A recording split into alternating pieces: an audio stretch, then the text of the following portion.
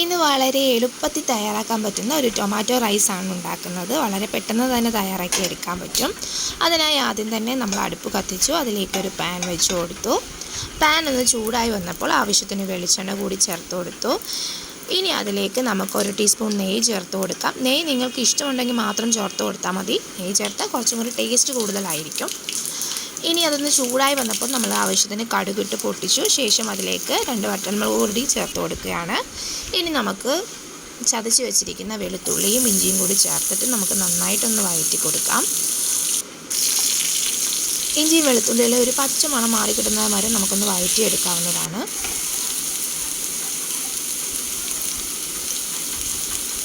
നന്നായിട്ടൊന്ന് വഴന്ന് വന്നതിന് ശേഷം നമ്മൾ ഇനി ചേർത്ത് കൊടുക്കേണ്ടത് നമ്മുടെ സവാളയും കറിവേപ്പിലയും കൂടിയാണ്. സവാള വളരെ ചെറുതായിട്ട് അരിയുന്നതായിരിക്കും നല്ലത്, വേഗം വഴന്ന് കിട്ടാൻ എളുപ്പമായിരിക്കും.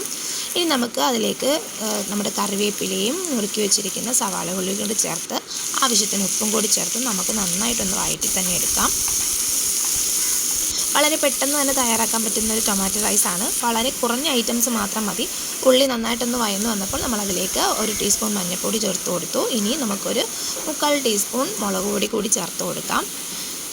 പൊടികളെല്ലാം ചേർത്തതിന് ശേഷം നമുക്ക് നന്നായിട്ടൊന്ന് ഇളക്കി കൊടുക്കാം. ഇനി നമുക്ക് ഇതിലേക്ക് മെയിനായിട്ടും ചേർത്ത് കൊടുക്കേണ്ടത് നമ്മുടെ ടൊമാറ്റോ ആണ്. അത് നമ്മൾ നല്ല രീതിയിൽ നുറുക്കിയതാണ് ചേർത്ത് കൊടുക്കുന്നത്. ഈ ടൊമാറ്റോ റൈസിന് നല്ല സ്വാദാക്കി എടുക്കാൻ സഹായിക്കുന്ന ഒരു മെയിൻ ഐറ്റമാണ് നമ്മുടെ മല്ലിയില. നമ്മളത് ചെറുതായിട്ടൊന്ന് അരിഞ്ഞു, അതും കൂടി നമുക്ക് ചേർത്ത് കൊടുക്കാം.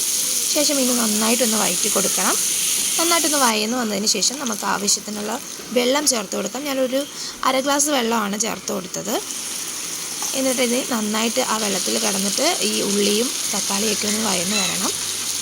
അപ്പോഴത്തേക്ക് നമുക്ക് അരി വേവിച്ചെടുക്കണം. ഞാനിവിടെ ചേർത്തിരിക്കുന്ന അരി പൊന്നിയരിയാണ്. പൊന്നിയരി വെച്ചിട്ടാണ് ഞാനിത് ഉണ്ടാക്കുന്നത്. അതായിരിക്കും കുറച്ചുകൂടി നല്ലത്. ഇനി നമുക്ക് എല്ലാം ഒന്ന് വഴന്ന് വന്നതിന് ശേഷം നമുക്ക് അതിലേക്ക് നമ്മുടെ കായപ്പൊടി ചേർത്ത് കൊടുക്കാം. ഇനി ചേർത്ത് കൊടുക്കുന്നത് പെരിഞ്ജീരകപ്പൊടിയാണ്. ചേർത്തിരിക്കുന്ന വെള്ളമൊക്കെ ഒന്ന് പറ്റി വരുമ്പോഴേ നമ്മൾ വേവിച്ച് വെച്ചിരിക്കുന്ന റൈസ് കൂടി നമുക്ക് ചേർത്ത് കൊടുക്കാൻ പറ്റൂ. അതിന് നമുക്ക് നന്നായിട്ട് വീണ്ടും ഒന്ന് ഇളക്കി നമ്മുടെ ആ വെള്ളമൊക്കെ ഒന്ന് പറ്റിച്ചെടുക്കാം. ഇനി നമ്മുടെ അരി വെന്തോന്ന് നോക്കണം. അരി നമ്മൾ ഒരുപാട് വേവിക്കരുത്. പൊന്നിയരി ആയതുകൊണ്ട് തന്നെ വളരെ വേവ് കുറവാണ്. ഇനി നമ്മൾ വേവിച്ച് വെച്ചിരിക്കുന്ന നമ്മുടെ റൈസ് കൂടി ചേർത്ത് കൊടുക്കാം. റൈസിൽ നന്നായിട്ട് നമ്മുടെ മസാലയൊക്കെ ഒന്ന് പുരണ്ടി വരണം.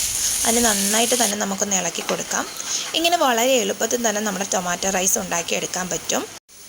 എൻ്റെ വീഡിയോ ഇഷ്ടപ്പെട്ടിട്ടുണ്ടെങ്കിൽ ലൈക്ക് ചെയ്യണം, എൻ്റെ ചാനൽ സബ്സ്ക്രൈബ് ചെയ്യണം, എന്നെ ഫോളോ ചെയ്യാൻ മറക്കരുത്. ബൈ.